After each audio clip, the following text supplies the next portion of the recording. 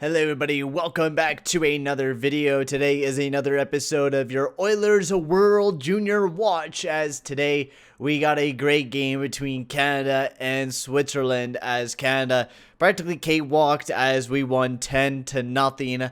I'd like to just say right quick before we kind of get into things, I know I didn't make a Team Sweden video yesterday, today I didn't upload one because of the fact Philip Broberg was sadly not in the lineup. I'm hoping he's in the lineup for the next game against Team Russia tomorrow, I guess today of the day of uploading this.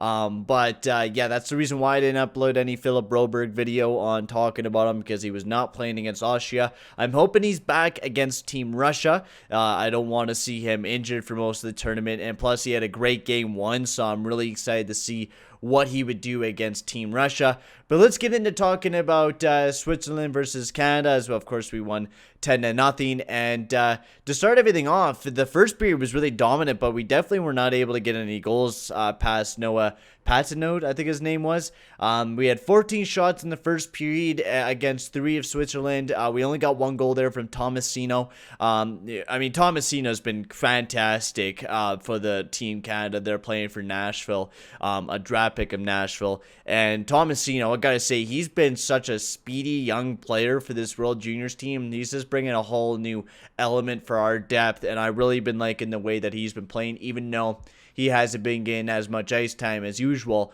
We also got a lot of power plays in the first period, but we weren't able to capitalize on any of them. It was a lot of penalties in the first period. And then in the second period, we were able to kind of start kicking into gear with our power play, with Cousins getting one, then Peltier, and then another power play goal there from Suzuki, and McMichael gets the goal there. So now we go up 5-0, and we see 2 goals on our power play, which we've been mostly struggling on our power play to get goals here for Team Canada. We haven't been able to put up very much goals on the board, which is something I've been hoping to see kind of a change of, is to see some more goals go up, and that's what we've seen there for our power play. And then to start the third period off, Byfield gets a power play goal, then he gets another one for himself, and then Perfetta, Goulet, and Peltier, as Byfield put up 6 points on the night, as he just really ripped it up, showcasing why he was the second overall selection in this past draft and not Tim Stützle.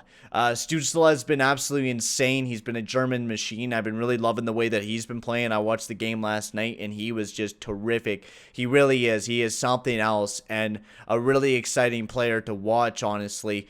But on the other hand, like, Byfield is something else for the LA Kings as well. A real big player to be kind of afraid of as an Edmonton Oilers fan, because of the fact of how bolstered up the Pacific Division is with their prospect pools. But Byfield was really a machine. We'll get to talking about Dylan Holloway now in this part of the video. Dylan Holloway had another strong game. He didn't put up any points on the board, which was kind of sad. I was hoping to see Dylan Holloway maybe get a goal. He had a couple chances, but he was one of the players who did not put up any points on the board.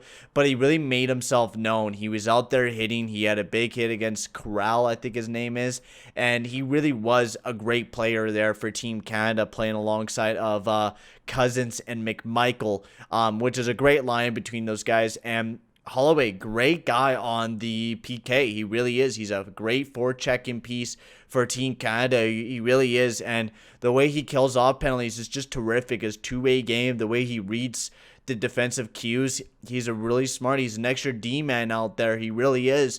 And the way that he plays is just fantastic. I love Dylan Holloway so far, and I'm glad to be on the hype train for Mr. Holloway. He has just been absolutely great in the World Juniors, and I'm really excited to see how well he'll keep developing with the Edmonton Oilers, and especially with Connor McDavid on the team.